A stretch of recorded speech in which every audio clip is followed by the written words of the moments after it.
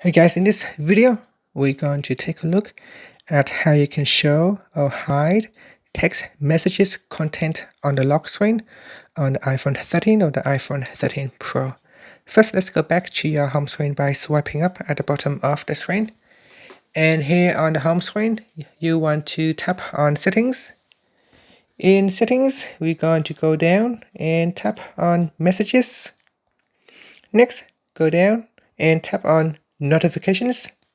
Alright, now we're going to scroll down and tap on Show Previews in the lock screen appearance section. So tap on Show Previews. By default, it is set to Always.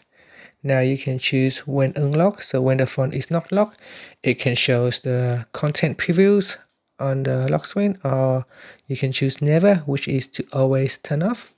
So if you don't want to have the text messages content turning on or displaying on your lock screen, so just in case if you are not attended near your phone and someone send you an important text message, or a text message is confidential and someone else might be able to take a brief look at it, you can just simply turn it off so they cannot see the content at all.